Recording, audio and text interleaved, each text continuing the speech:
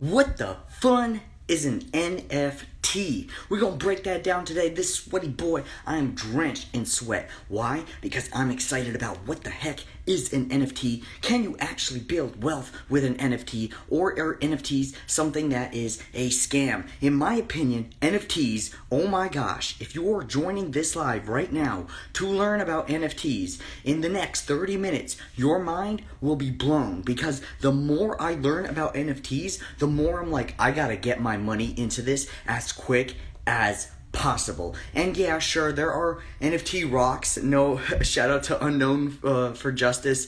When it comes to NFTs, we have seen projects sell for $60 million. We have seen pictures of apes sell for $300,000, where a year ago they were $300. So turning $300 into $300,000, like, let's go. But is that really what NFTs are all about? So I actually am gonna invite one of my new internet friends who are creating their own chill in a project. I'm not trying to get you to buy anything. I just want, oh, the legend. Oh my gosh, my eyes. What is up? What is going on? This is TheClinic NFT. And I'm going to ask you so many questions. I don't know if you're questions. There we go. Oh, snap. It's on. It's going on. Hey Georgie, how are you? Hey, Hi. it Hi. is good to meet you in the cyberspace. We are going into the Web 3. Right now, we're in the Web 2. You are somewhat of an NFT pro, a beast. I've been watching you on the internet build an empire. I've been walking through it. I've been lurking your websites. I've been reading the comments that people who lurk your websites leave. So, I'm just gonna pick your brain. For anyone who doesn't know, this is Clinic NFT, and you go by. Camille, hi. It's so good to put a face to your name and to your voice. It's a very sweaty face. I just had 20 minutes and I did some squats real quick because every minute, Nice. and I'm very pumped, but I'm also sweaty because I'm excited to meet you. So let me Likewise. pick your brain if that's okay. Sure. Okay, so first of all, who the heck are you? So my name's Camille. I'm the founder of an NFT collection called The Clinic, and I have been in NFTs for almost a year. I started as a collector and honestly just fell in love with the Web3 space, with how collaborative it is, how innovative it is, and I love the art, obviously. I think everyone has to kind of have something for art if you're serious about this and doing a lot in the space because the art's everywhere. I have a background in Oh, snap. Volume. Uber, Google, and Meta. Yeah, I'm back. I worked for three huge tech companies, building sales teams and working with really big customers at those companies. And then I left to pursue my passion, which is mental wellness. And that's a little bit about my background. And I'm also a wife and a mom, in case you hear kids in the background. That's what I'm talking about because I kind of went into this NFT space looking at pictures of apes, and I'm like, okay, Hmm. okay. And then scrolling around, I'm like, wait, there's a clinic? I work at a clinic. I want to be in a cyber clinic too. And then I joined your Discord, and I was like, whoa, this is something different than people like pumping like images of apes and like searching for utility and things like that. But Yeah. what the heck is an NFT to begin with? Like, isn't it just images? Why should people be excited for this? And why should they sweat more than I am right now when it comes to NFTs? Yeah, so I think there's different reasons that people get excited about NFTs depending on where you are in the ecosystem. And I can talk a little bit about it, why I'm excited and why some other people get excited. So NFT stands for non-fungible token, and it's essentially any digital representation of an asset. So that asset could be real estate, it could be an image, it could be a video file. And what makes the NFT unique compared to other digital assets like a JPEG or any other downloadable file Hmm. is that it's written on the blockchain. And so there's several different blockchains like Ethereum, which is a really large one. And encoded in the NFT is proof of ownership and also proof of who created it, which is really, really, really helpful so that content creators and owners of those items can be traced and can get compensated for them. So today we live in such a creator ecosystem where because of the internet, so many people are creating really, really awesome content, but not necessarily getting comped for them. Right. And so NFTs really help to redistribute value of the content that is created by so many awesome creators back into their hands. So a lot of people like to refer to NFTs as part of this decentralization wave because it minimizes the impact and just the amount of ownership of platforms and redistributes it back into the hands of creators. So you can think of, and you can think of it as, when we look at the value of NFT, like let's say you created this really awesome picture or video, anytime you transfer ownership of it, you're still the owner, right? So people have a trace that it will always originate with you, and the owners and you can get compensated as you trade it. And so that's also part of what makes NFTs great. That's amazing to hear, because I feel like a lot of people are discouraged by this space. They're like, it's kind of scammy, like, I don't know. And then like everyone kind of nods their head when they hear like Jay-Z spent $50 million on an art piece. And then it's like, okay, but if Jay-Z spent $50 million on an NFT, it's like, I don't know. I think Jay-Z knows what he's doing. Not that this is about Jay-Z. I think that people who are ordinary people, I feel like we're all extra special, but everyday folks can get in on NFTs. It's not about having hundreds of thousands of dollars in excess like cash to get started. So I kind of want to pick your brain on how the heck do you know like this is a safe project, first of all? Like, not that it's going to be profitable or anything like that, but how do we even know that it's safe? Because there's these things called rug pulls, right? Where people create NFT, they hype it up for months, maybe even like half a year even, and then people put all their money into it, and then the next day, and it's gone. So how do we protect ourselves against these types of scams that are happening, especially everyday people? Yeah, that's such a great question. And I will say that as a disclaimer, you should never invest any money into NFTs that you can't afford to lose. I have a Bored Ape, so I have some of the NFTs that are the most valuable in the world, fortunately. And I think one of the keys is to do what you're saying, to think about where to spend your money and to make sure it's with teams that are credible. So there's something called doxing in Web3, which really is synonymous with just revealing your identity, right? And so one of the best practices when investing is to invest with a team that's fully doxed, meaning the founders and any prominent people on the team with notable roles. They've revealed their true identities, because a lot of people don't, and that's totally fine. And actually the Bored Ape team did not reveal their identities until they were doxed by outsiders, right? And that happened a couple months ago after they'd taken off. So, I don't think it's a 100% fast rule. Everyone should follow their gut. And if there's a collection that you really, really love and feel tied to, even if the founders aren't doxed, that can still be cool. But it's generally best practice in today's world, because of all the rug pulls, to only invest with founders who are fully doxed. I also think there's red flags all over the place, and some of them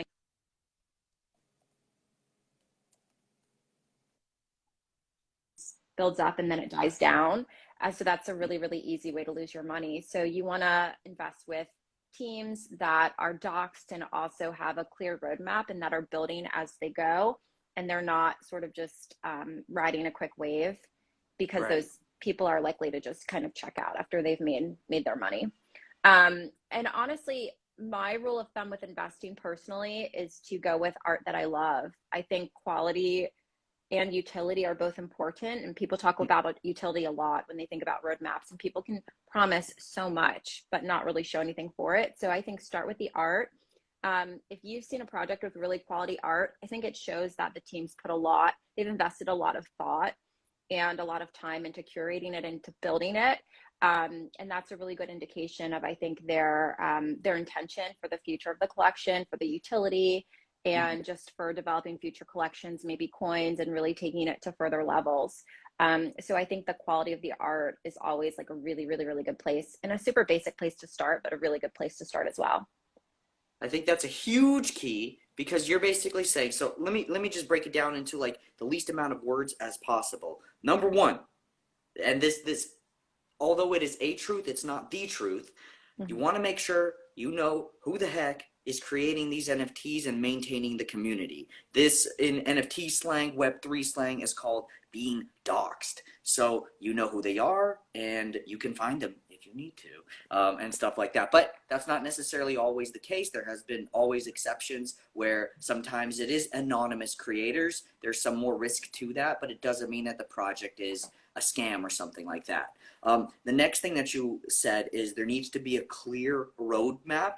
I went on your website, I looked at your roadmap, and I was like, okay, like I'm a behavior analyst. I work with children on the autism spectrum all day. And usually when we create our roadmaps for their goals, we start with the very, very basic, and then it gets more and more advanced, more and more advanced. And that's what I see you doing. And you're Yeah. also by hiring artists and things like that, you're showing that you're putting your money first. So you're taking the biggest risk by creating this space, and not just you, but NFT creators in general. Like if it's just a picture of a rock, even though one sold for 3 mil, you got to still be like looking for that quality. That Yeah. quality can though backfire. It might just be peacock feathers. Like people will invest a couple thousand to get a couple 100,000 back. So your main point was this is still a very risky space. So whatever money you're putting in, you have to be okay with it disappearing. Unlike, in my opinion, the stock market where there's 100 years of history plus, and if you're investing in like funds that have been around since the 60s, your money going to zero is very unlikely. But Yeah. opportunity is definitely much higher in the NFT space, in my opinion, and based on kind of what you're saying. So Yep. then how can we tell, like, if anyway, like maybe I could ask you, like, how did you know, or how did you get like this hunch? Why did you choose to maybe even invest in the Bored Apes, which is the #1 NFT that I'm aware of that went from like, $1,000 all the way to 300K plus? How did you like go about navigating the Web3 and being like, I'm putting my money in here? Yeah, I think you have to follow your gut. You look out for quality, you look out for a really clean website. That's another indication that the team is really sensible. You look out for professional experience. There's a lot of professionals in the space, and there are a lot of artists that are launching collections without the professional background. And I find that a great matchup is having the professional experience, but also having the really great art. And honestly, I think it's really a gut thing. I find out about collections through Twitter. So Twitter is like the place to be for everything Web3. The ecosystem moves so quickly, and so I pay attention to collections that again are in it for the marathon, that have really well-established teams, and that have a proven track record, really. I don't think you can pay for experience. So I really like to invest in collections where the founders have years of experience. So, where the founders are in their 30s and 40s is typically the sweet spot for me. And I think that the key thing, right? Like you can invest in something great and lose your money because of when you sell. So a lot of times you make your money when you decide to buy and also when you decide to pull out to sell. So you have to be really, really, really unattached emotionally to when you make those decisions. In the example you brought up of the rocks, and there's so many other fads that escalate quickly and then crash. You can make a lot of money, but the key is when do you get in? And by the time most people hear about it, it's too late. So you don't want to buy at those turning points. You really want to buy when other people are selling, and you want to sell when other people are buying. Right. Like I love how like the classic rules, even though like OG investors like Warren Buffett would probably laugh at the idea of an NFT. Maybe they wouldn't, but I know they laughed at like crypto. You're still using that OG investing in stocks mentality in this space. Like be greedy when others are fearful, be fearful when others are greedy. So I'm hearing a lot of like that cookie cutter investing one-on-one stuff. It works across many different fields, including the Web3. And I don't know if you noticed, but while we were talking, my eyes widened because I actually went back to TheClinic.family online, and like I've been on the website a few weeks ago, and it looks totally evolved. So, okay, guys, I am not shilling this. I own 0 of this. It's not even out yet. I just thought it was a great opportunity to like watch an NFT project from the ground up. Like we're not even on ground zero yet. We're still underground. And just like watching this, like, look at this guy. This is beautiful. Look at that. Ooh, kind of reminds you of kind of like Star Trekky to me. What inspired this? It was a mixture of my own journey with psychedelic assisted psychotherapy and my time in Web3 and in tech. I think the cool thing about Web3 is it integrates the tradition of Web2, but it has just this ethereal nature to it because everyone's coming together from all over the world, which is kind of supernatural. This idea of bringing all of these people together who wouldn't otherwise be united. And people love things like psychedelics and just exploring ideas that aren't necessarily completely mainstream. I live in the Bay, and so I feel pretty privileged. I know you're in California too, and I just feel pretty privileged that we live in such an open-minded society, but so many people aren't lucky enough to have the type of cultural exposure that we do. And so another inspiration was really to just kind of unite and bridge the gap for people who are sort of grounded in these lifestyles that aren't as open-minded and totally out to space as the one that I get to inhabit here. And I've really taken advantage of it. I'm from the East Coast, but I've been in the Bay for 5 years. And I took a year-long break from Facebook to do psychedelics to heal trauma.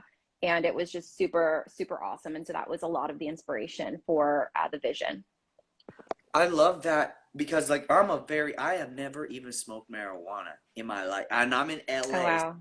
I've never Yeah, that's drank awesome. alcohol or anything like that, but I watched a lot of videos about mushrooms. Mm-hmm. So I love being like a part of like cultures that I am still kind of distant to and seeing like this space, safe space being created around it and stereotypes being broken and a place where people like all around, not just the United States, but the whole world can kind of discuss about this and talk about it. And what I really like is like you're offering like this utility before anyone put anything in, you guys, your whole team is creating. I almost see you guys like every other day on Twitter or on Twitter Spaces, hosting and creating a room for people to talk about their experiences, doing guided meditations. And I'm like, okay, the Bored Ape people do not do this.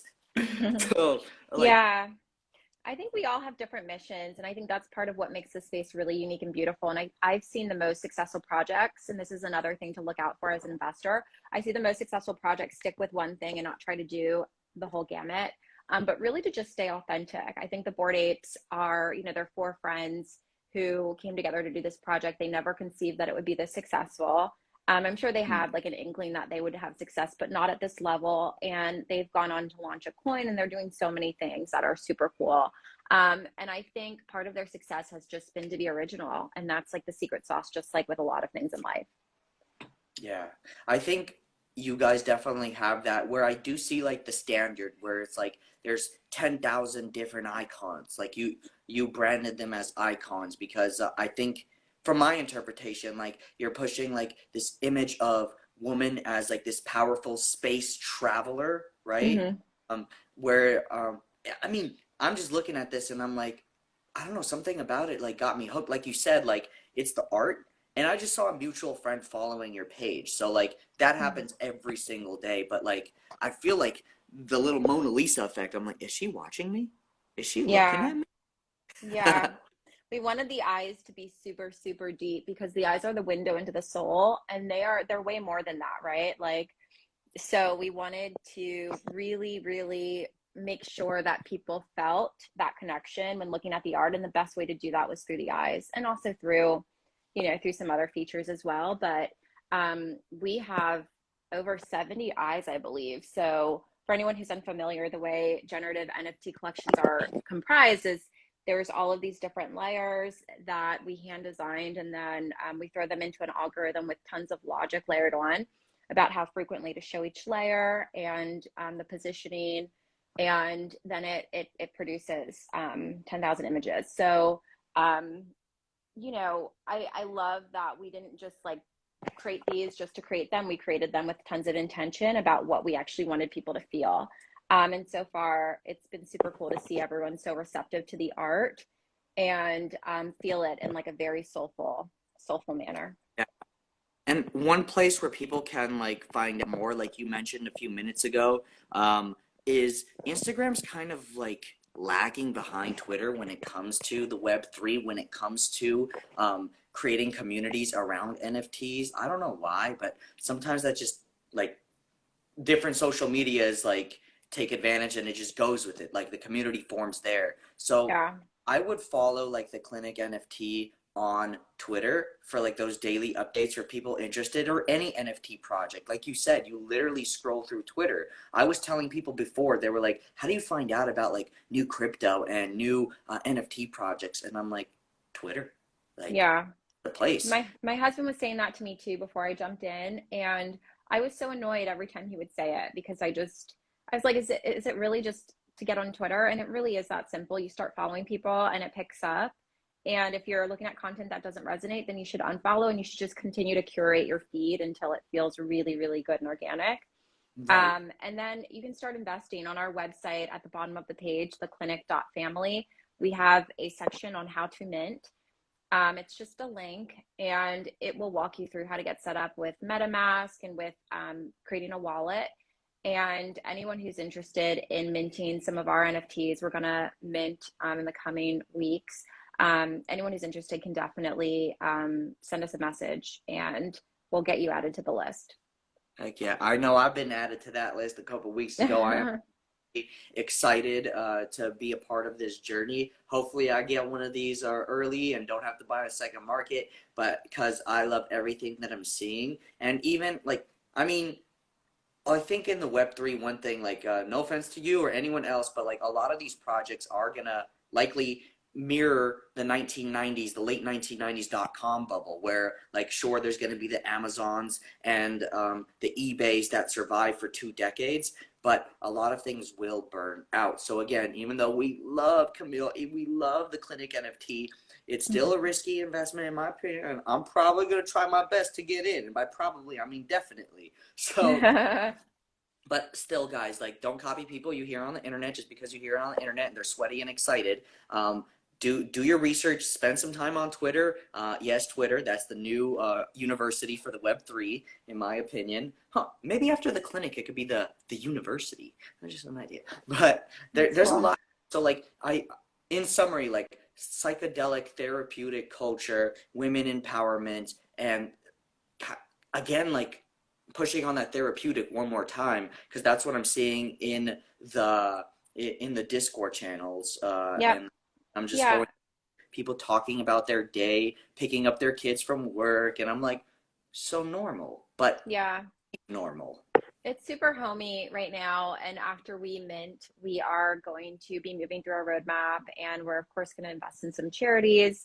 And we are going to kick off our program. So there's several initiatives that we're excited to carve out. We're going to be very methodical about how we approach our next steps, but career mentorship and creating a bridge program for high school seniors and graduates into careers in corporate America. As someone who was hired right after undergrad at Google, is just super important to me because not everyone can afford a college degree, but Hmm. everyone deserves to have a career. It's just fundamental for establishing yourself in this world. And investing in other founders is super important too. We've had so many NFT collection builders reach out to us asking us how to build communities, and that's something that we're going to continue to do to just like pour into other people in the space. But we also want to invest in entrepreneurs and founders in Web2, in healthcare, and Web3, really in industries that share similar alignment to the causes that we stand for and feel passionately about. And so to that end, we are planning to launch a VC by the end of summer. So by August is our target deadline, so that we can focus on, even if it's just a couple, which it will probably be just a couple, but selecting really, really, really brilliant teams that we can invest in who otherwise might not receive as much funding because they're either women or other historically underrepresented minorities. It's really our dream to help put money in their pockets and to, in turn, figure out a way to redistribute rewards from those profits in time back to our NFT holders. But I I love really do think that like the art, it's one of the main utilities, and a lot of times it's undervalued. But you see with collections like Bored Ape and World of Women and all of the OG collections, it. that when you have beautiful art, especially when you see them in a collection, when you see 10,000 of them or however many you're looking at when you go through OpenSea, the hosting platform. It's an experience unlike any other, and it really is captivating. And I agree with you. A lot of collections unfortunately won't survive, but that's like with everything. And I know that we will. We have all the formulas in place, and I think as someone who started out as a collector, I really know what to look for. I love that. I love to hear that. One point that's really, really important that you mentioned earlier is sometimes like you might have like this cool project, like again, not talking about the clinic, but you might have this project and there's a moment in time where it just skyrockets, right? And like that might be that time to kind of go for the flip and then buy it back later for the long term. Like Yeah. it's about finding the right project. Sometimes it is about knowing when to get in, and when to get out and pause for a little bit. And there is some guesswork with that. My story is I bought Ethereum in 2018 during the last peak, where it was $875. It mooned to 1,300 and dropped to $85. So Wow. have to be able to hold on. I'm very proud of my 95% drop, and I held on, still have it to this day. I'm very big on buy and hold, and that's just the way that Wow. I invest in things. I don't like trading or flipping. I like holding on to quality, especially when there's like a limited supply. And like I kind of look at the clinic, like the whole clinic family as this startup, really. Like NFT and startup is almost like synonymous, in my opinion, when it Yeah. comes to projects. And like this roadmap is really like this is our business slash charity slash raised money from you guys, like goal list. So Yeah. I know you're a mama. We do have some basic questions here about NFTs. So I do have a friend who's going to come on maybe a little bit later. Nick, I don't know if you're there, and he can answer some basic NFT questions. But there is one right now from Diana that says, "How the heck do you even buy an NFT?" Question mark. She didn't say that, but she said, "How do you buy it?" Yeah, that's a great question. And thanks for everything you just said. That's a super cool story about your faith in ETH and riding the wave. I mean, if only everyone could do that. It's super difficult to do, but you really, I think, when you have a win like that, it inspires you for the next time. And so it gets easier.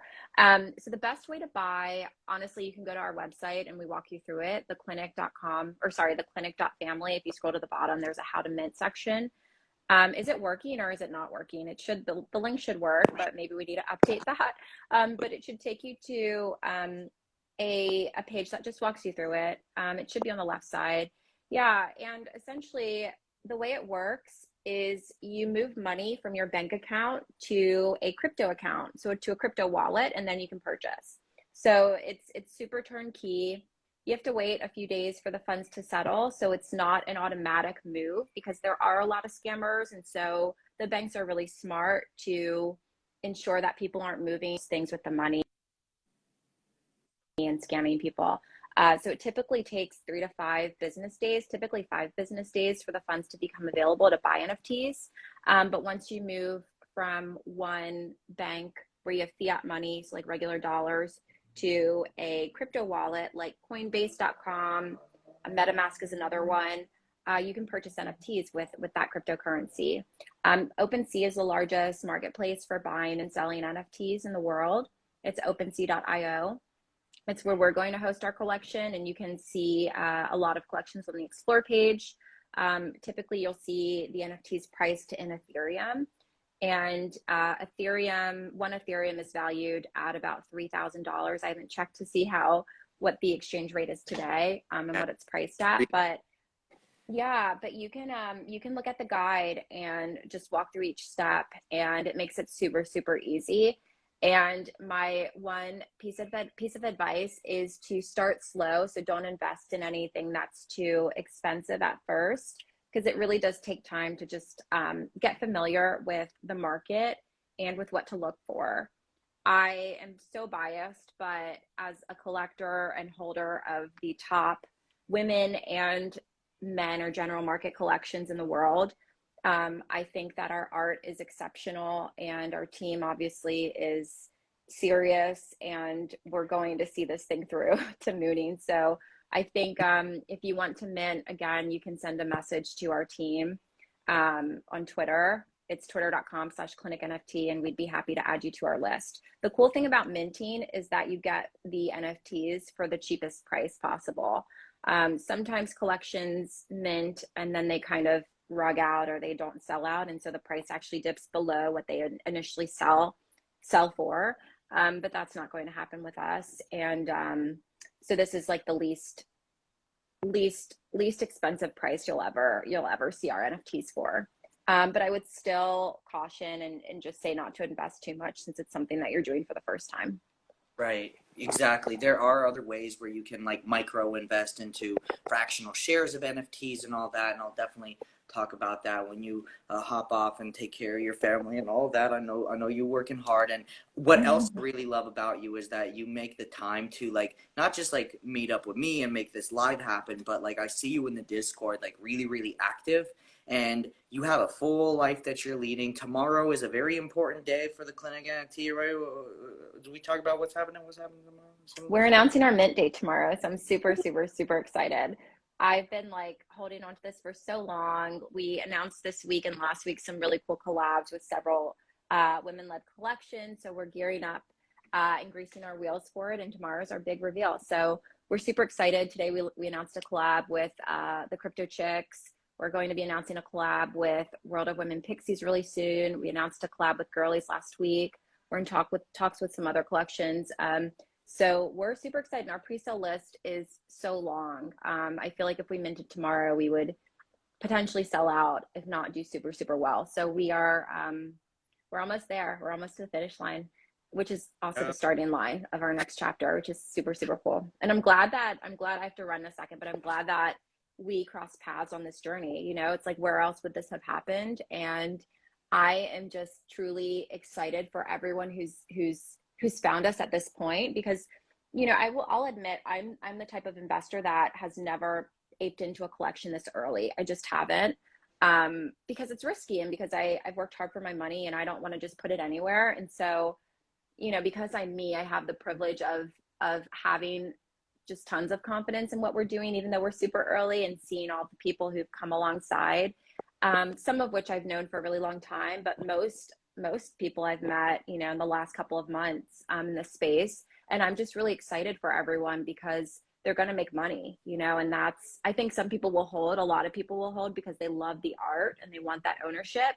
But a lot of people will also make money by selling. And I think that's great too. And my personal take on how I invest is to buy enough so that I can do both. Wow. So like buy a couple of a project, maybe one for holding, one for flipping, and like building up to maybe something bigger, or just having that cash for everyday expenses. Camille, you are a legend. I could tell legend. Like I like picking stocks, and I'm like, if this was a stock. Aww. I don't mean to like commodify you or anything like that, but if you were a stock, I would be buying and holding. So when it comes Thank to you. I am very excited. I saw this maybe a month ago, and I'm just like, whoa. So thank you for everything. Thank you for Thank just you, Georgie. keep in touch. I will be on Twitter like this, waiting for that drop date and transferring my ETH, getting it ready because I definitely want in. I want to hold, if anything, just to be a memory of like this conversation, because I feel like you got that Midas touch. But Thank you. I appreciate it. I'm so grateful for this opportunity. Even if we're able to reach one person and one new investor, that's really great because I can tell you I've lost money in NFTs, but I've also made an incredible amount, and it's life-changing amounts of money. And there's a stat that says that most millionaires, and my husband and I we're blessed, you know, and I'll just share this in the spirit of transparency. We bought our house in San Francisco when we were 29 years old. And we both, you know, didn't have any family money. I mean, my dad's a doctor, but we did everything ourselves.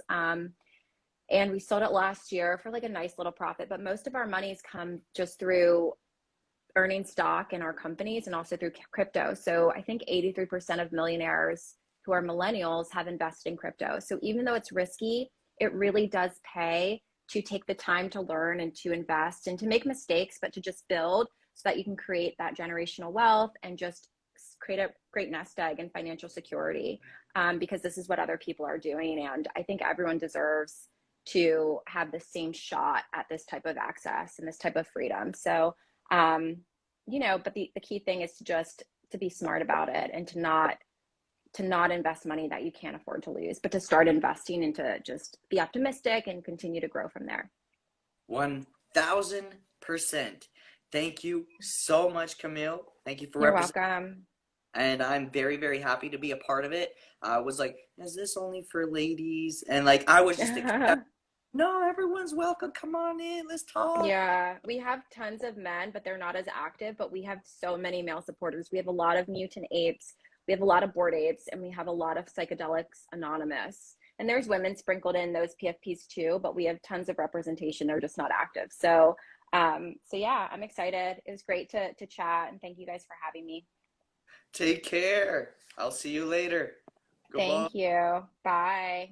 Bye. I don't know how to, there we go. So I'm just going to stay and kind of like summarize everything when it comes to NFTs that we learned today. So the number one thing that we learned is be very, very careful. That's the number one thing. There's a lot of scams. So as soon as I joined, for example, even TheClinic NFT, right? I joined it in 30 seconds. I got a message. Yo, what's up, Nick? Hop on. Nick, hop on. Nick is someone who invests. He got a mutant ape, and he's been buying NFTs, stacking ETH, doing his thing. So Nick, if you want to hop on, we could talk NFTs real quick. We actually hosted a couple of workshops in the past about crypto. We're gonna have one about NFTs in the future as well. You guys could DM us for more questions about that. But Nick, hey, what's up, man? What's good? What did you think about Camille coming on representing TheClinic? That was awesome. I think she's very knowledgeable, and I liked how she used a lot of the terms that we use in the NFT space to kind of describe certain things. But it's pretty cool. I like the project and the vision and the direction behind it. It's pretty cool. Yeah, I was just saying, like, as soon as I joined their Discord, that's What's up, Alan? Hey, Alan. As soon as the Discord was joined, I got a message from a scammer. I was like, congratulations, you won a Clinic NFT. I know. Type right here your ETH information and like connect your MetaMask. And I was like, no. So got very, very careful on there. Like, on the way to getting an NFT, there's going to be like at least 16 scammers trying to get your money before you actually put it into the NFT. Have you ever gotten or anything like that, Nick? Have I ever gone what? Have you ever gotten scammed in the NFT space? No, not actually scammed. Maybe rug pulled, but not scammed. Because a lot of my projects, full disclosure, kind of tanked. But there are some that are doing like extremely well. So it's just like any other investment, right? There's going to be risk and reward. It's still new, so it's something that I'm really interested in, and I have full confidence in moving forward, and it's something that I'm going to be dabbling in for the foreseeable future. Yeah. And the thing about Discord is, as soon as you join any Discord, you have to turn off DMs. It's just best practices in the space, and I just ignore every DM that comes in, or I just disable it altogether. Yeah, because people are hunting, and it's very, very sad when you're on Twitter and you see like some 20-year-old, hey, yo, Alan, are you going to hook me up? Alan likes giving out NFTs. Financial professional. He's a really cool dude. Alan, you want to hop on? You can hop on right now. Yeah. Hop on, Alan. But we're big fans of Alan.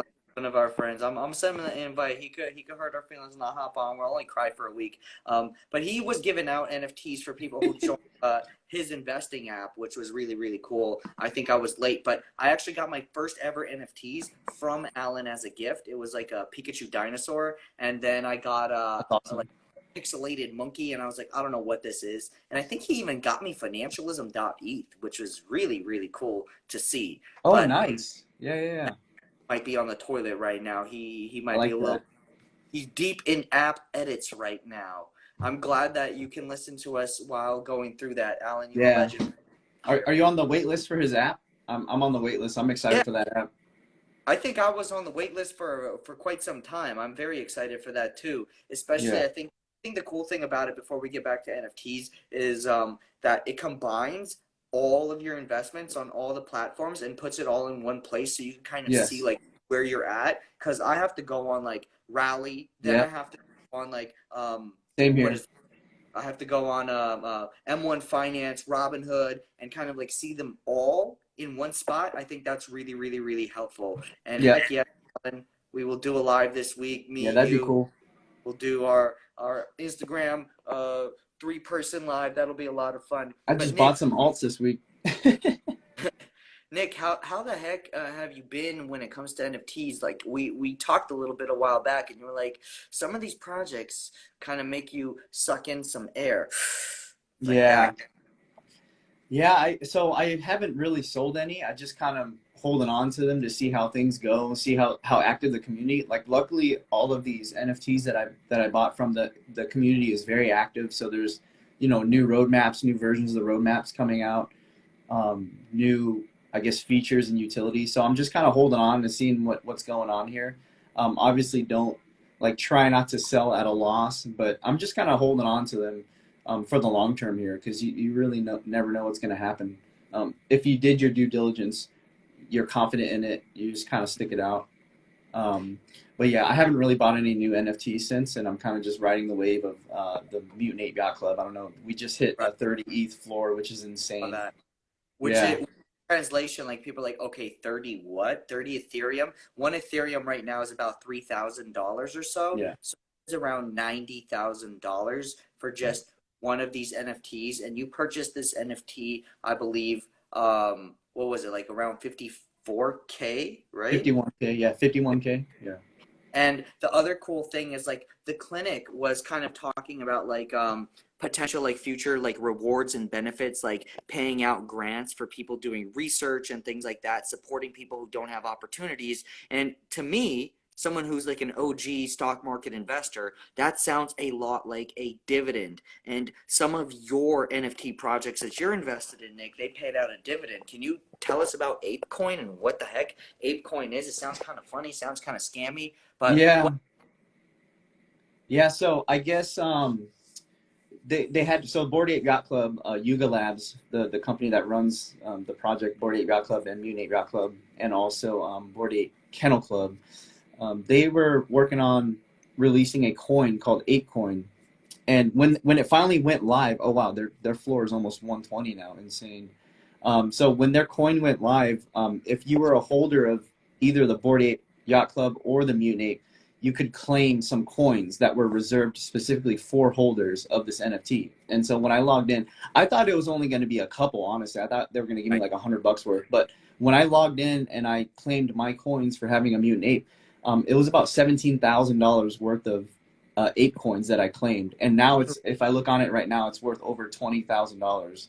Wow. 24, 25,000 now. So it's just been insane. So that's like basically free money. If I were to liquidate, a lot of people liquidated it or tried to trade it. I think it went up to like $40 at one point. I did end up buying some at $7 or something like that. But it's just crazy. It's really cool. I'm holding on to it. I haven't sold it. We actually used it to buy holders only exclusive merch, Mutant Ape Yacht Club. So I bought like $1,000 in ApeCoin worth of merch that were exclusive to holders only. So that's just some of the things that, some of the benefits you get, some of the utility you get from these projects, right? Similar projects. I just got my hoodie in from Gambling Apes. I bought Gambling Apes a while back, and they finally released their merch and shipped it out. So that's cool. And that project, you become a co-owner of a casino in the Web 2 and Web 3 versions of the casino. They haven't released the Metaverse Casino yet, but the regular online casino has been open since I think December, and I'm getting passive income from that. It's not that much, but it is a piece of the profit from their casino, which is insane. And you get it in Ethereum, which is cool. I always like Ethereum. Yeah, because that could also, like, you're not just getting paid in cash, like you're forced invested or auto invested into something that could go up in value, which is really, really, really beautiful. But I think a lot of people might be turned off because they're like, hold on a second, I don't have $54,000, but I didn't Right. have $4,000 to invest in any of these projects. And even if I did, I would not feel comfortable like putting everything in one basket. So what I did instead is I micro invested, and I bought pieces of these, what they call blue chip, like hardcore, like we've been around for at least a year NFTs and I got paid out a little bit of ApeCoin proportional to what I was holding. So I think Oh, I that's held right.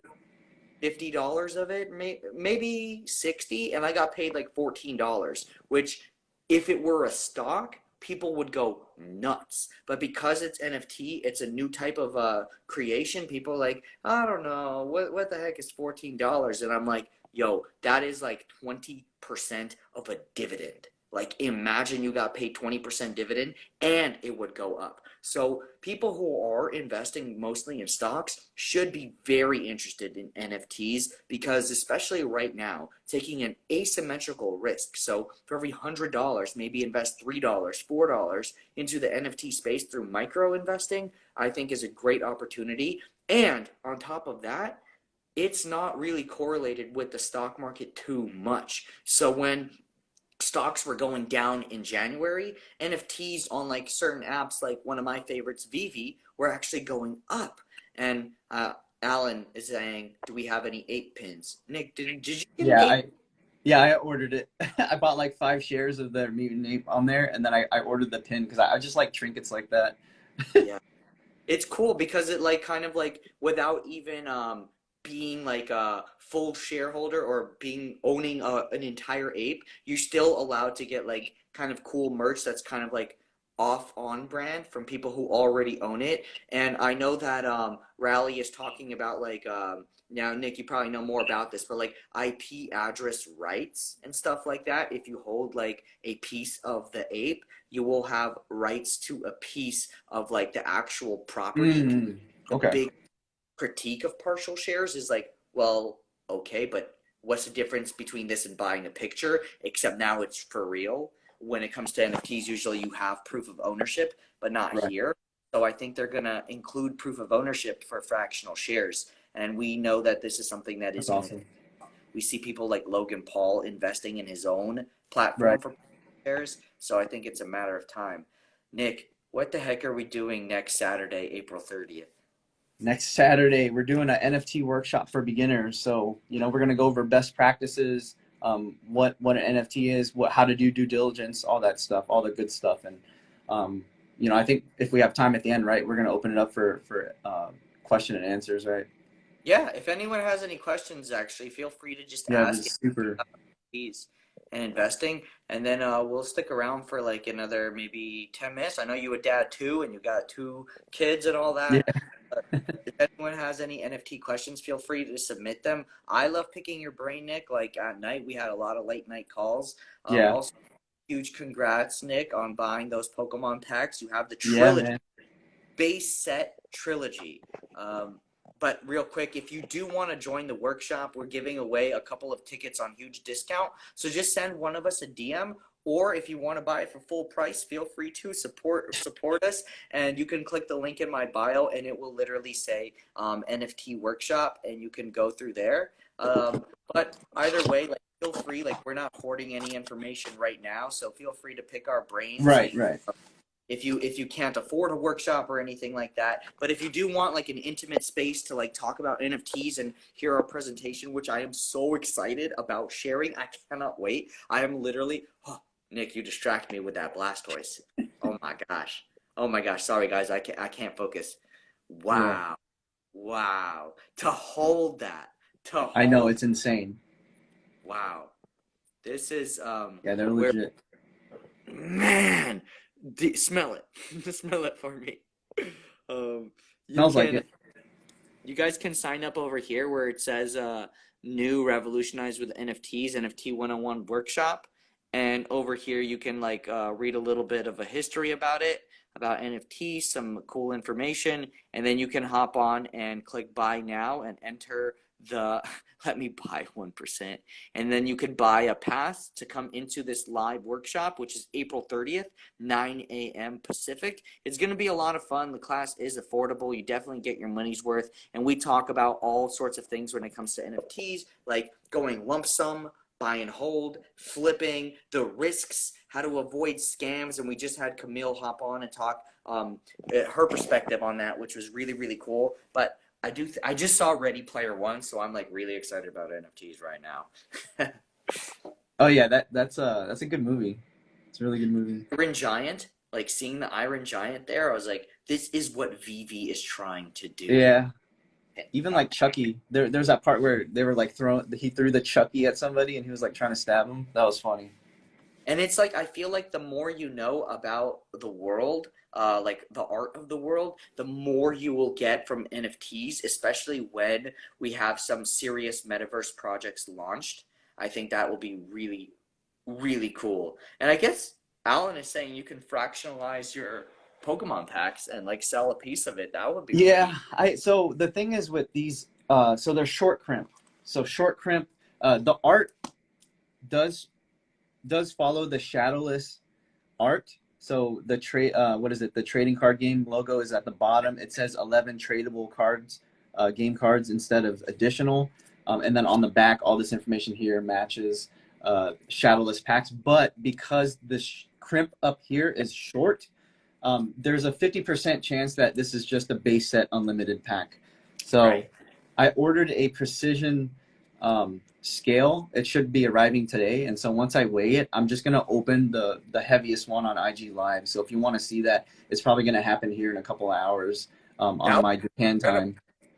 But I think people also, like, one reason why I want to get into NFTs even more is because of everything that I learned from video games and from Pokemon cards and Yu-Gi-Oh cards. We have seen amazing auctions happen. Like, we literally had a $5 million Pokemon card. Like, someone paid $5 million for a Pokemon card. Like, really. Yeah. So when it comes to this kind of stuff, I am always ready to have some of my money in it. And with this fractionalized world, this inclusive investing like community that's being formed around like these really rare collectible items, I think is an amazing opportunity for people who don't have hundreds of thousands at their disposal, or even my buddy Chris. He's asking what does it mean by heavy? So people figured out that if you weigh the booster packs and it's 21 grams and heavier, it means that there is potentially a holographic card in there because the weight of the holographic paint or whatever, or ink or whatever, can make it heavier by fractions of a gram. So that's why we weigh them with the precision scale. And that's why when you look on eBay, if it says heavy packs, they usually go for like thousands of dollars. Right, exactly. Sorry to cut you off, George. No, don't be. That's awesome information, because there's all of these like niche information when it comes to understanding like all of these alternatives. The more you know about like Star Trek, the better you'll do with Star Trek collectibles. The more you know about Pokemon, the better you'll do with Pokemon. Like, knowledge really, really rewards you in smaller communities. So that's why I'm really big on NFTs, where knowledge does reward you. When it comes to stocks, knowledge rewards you, but it takes longer. And I'm good with that. Most of my money is in that long-term stuff, but I'm definitely have a percentage of my money going to these NFTs and things like that. Yeah. Man, look at this beauty, man. Nick, I'm sorry. Yeah. Is that yours in the vault, or is that just one that's on PWCC? This is actually the one that you were trying to get. Oh yeah, dang. I'm so sad because we missed out on that 16K one, and then when this one came out, I was willing to bet maximum 17K, and so we really missed out on that cheaper one. The one that got away on eBay, yeah. The condition on this looks pretty nice too. Like I know like some 9s are better than other 9s, and some 10s are them. I was trying to find like the big one, but I mean, even does yours have a swirl? Mine does have a swirl. Yeah, so yours would be like a better one. I would hope so. 9. Yeah. Swirl is like right here. Yeah, that's nice. Mine has a swirl right there too. Mine's an 8 though.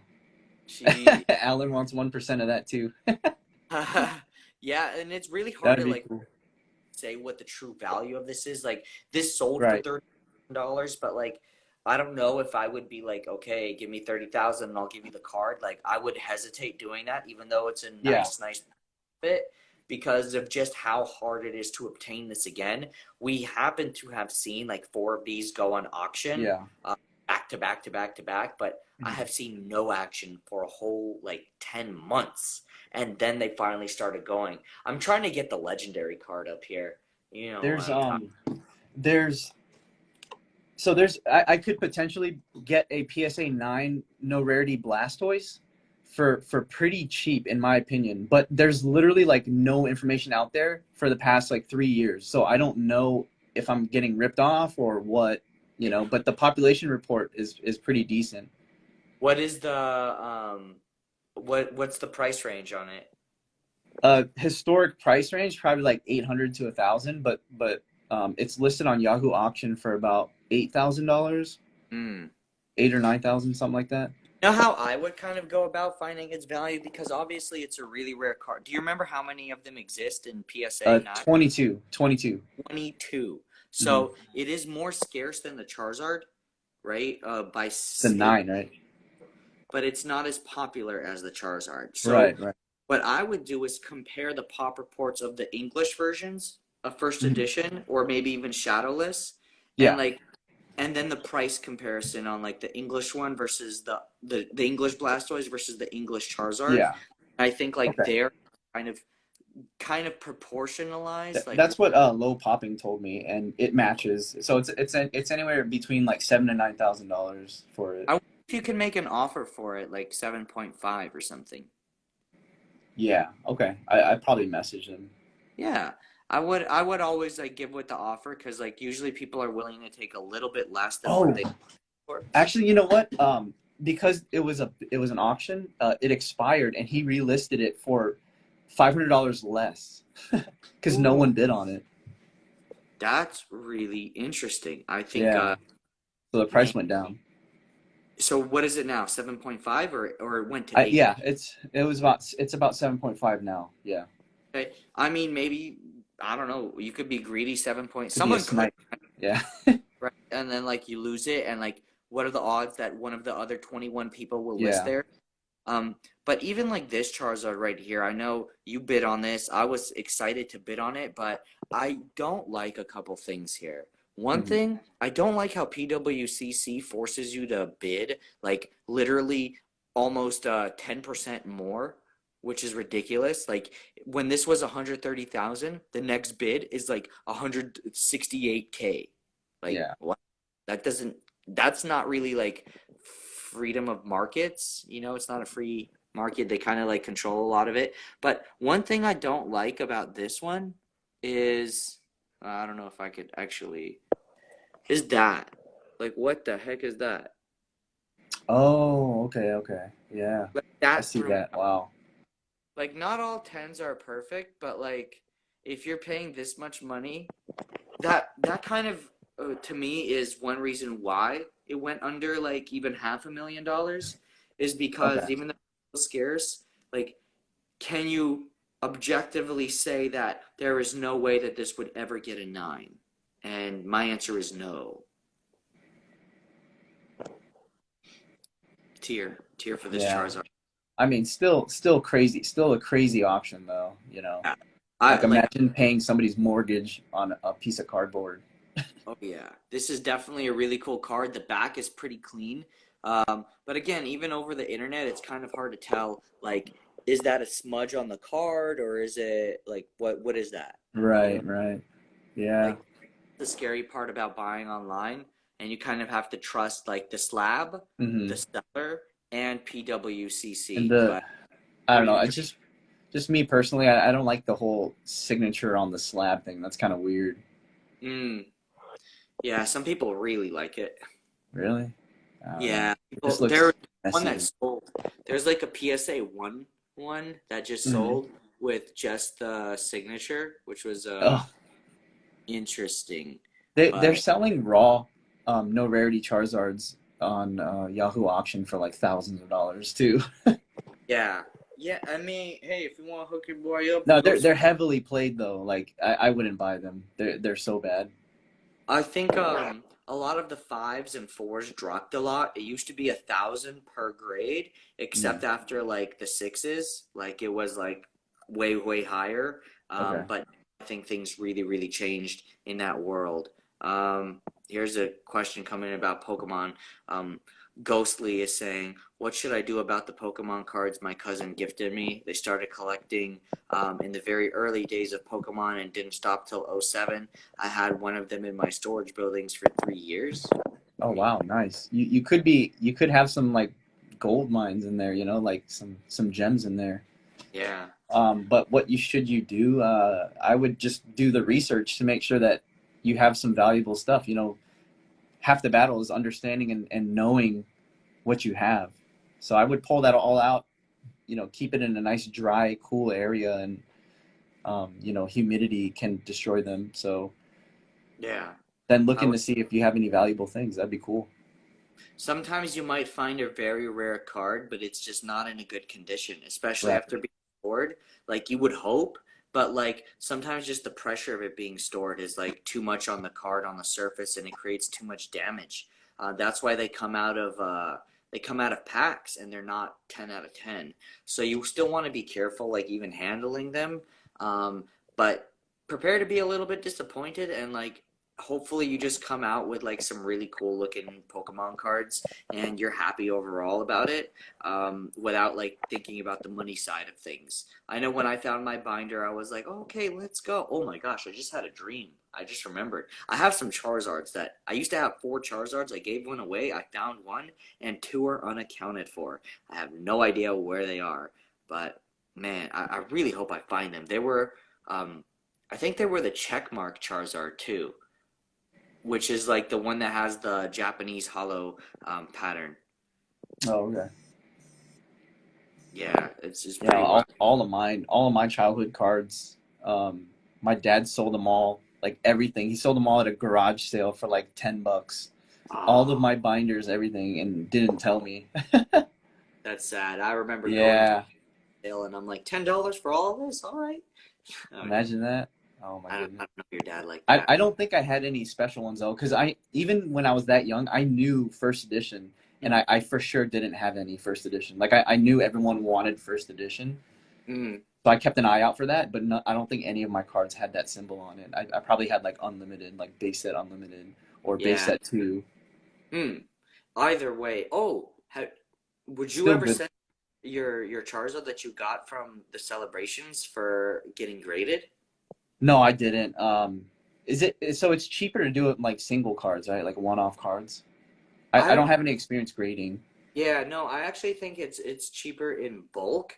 But if you want to, like people like group their cards together, like they get like uh 20 different people who all send Right. like cards in or 3 cards in, and they go in over there, and that's pretty cool. But I'm kind of like sometimes to get it back faster, sending in 1 card helps. But like the Mhm. decision you have to make is, do I want to send it to PSA or Right. I was BG? about to ask you. Because if you believe that it is a perfect 10, then it is better to send it to BGS and take that gamble. If it comes back a 10, it's not just a $400, $500 card anymore. It might be well closer to like 1800. Right. If it's a BGS 10. Yeah. And there's like a weak 10 with like a 9.5 Right. increases the value. But if it's a 10, 10, 10, 10, 10, it's like next Yeah, the level. black label. The black label's insane, like thousands of dollars Yeah. more expensive Yeah. just for So that point 0.5. I'm looking. I have one of those Charizards too, and I'm like, this Charizard looks really good. Like, I can't see it getting a 9. So like, I'm like, do I want to send it and get a 9.5 from BGS? But I don't know. There's been some I screw. think Hmm. Yeah, I think PSA is like the popular one. You know, everyone knows PSA, and that slab is like recognizable. I mean, BGS is pretty cool too. I feel like BGS is more strict when it comes Yeah, to grading. especially like on the high end of the spectrum, they're very strict. I feel like there's a really interesting video that like revealed like Leonhardt sent in a Charizard 3 times, and Yeah, he I saw got that. great. I was just sitting and I was like, I do not like this at all. Like, there's got Yeah. objectivity to it, but like again, how much like say damage is okay for a 10 and there's 2 dots on it. But what if another one has 1 dot, but the radius of it is as big as like the other 2 combined? Like, would Mhm. it get the same like damage score? Or because it's more noticeable, would it like be even worse? I don't know. Good night, budget health life. Yeah, I also read somewhere, like on a forum somewhere, that the person even doing the grade, there's so much like human aspects into grading, right? Like there's no AI, it's actual person doing it. And I read somewhere that if the person's like having a bad day, that could affect how they grade things too. Yeah, I hope that that's not true, but Yeah, it that would kind of suck. reminds me of like the courtroom where like if the judge Right, eats, you have better chances of getting like something in your favor. But if right. they're in a mood, too bad, so sad. And it's like, should we really leave this in the hands of humans? And that's why I like NFTs and blockchain, because it takes that human judgment out of it, and it's Hmm. now an algorithm. Smart And contracts, yeah. yeah, I'm all about that. And I think poker grading is going to go there eventually. Just all sports card grading will go there. But I'm very bullish on putting money into trading cards because Yeah. we saw Tom Brady 8.5 BGS with a signature go for 1.475 million. Yeah, that's insane. Sports cards is still at the very, very top of everything. It's insane. Yeah. At the end of the day, I don't think maybe there's some NFTs that could compare to it, but I don't know. I feel like investing in that good old fashioned sport card I goes a know. long. Yeah, yeah. But anyways, Nick, I'm gonna go and hop off, try to snipe this guy, play some ping pong with him. I got slayed. There's this dude at work. He's a god. Do you play ping pong? Like real life ping pong or Yeah. VR ping pong? No, like real life ping pong. No, I'm not good at it. No. I'm not great at it either, and it's kind of like a challenge for me to get great at it because it's like investing. Like I don't know much about it when I started, and like I'm like if I could get like above average, then that's all I need. That's all I need. So I got my paddle right over here. Yeah. I like skating. So I bought 2 skateboards with my mutant ape on it. Hey! So I got one ungripped, so I'm gonna hang this up, and then I have another one gripped. I'm gonna actually skate it for the gram. Yeah.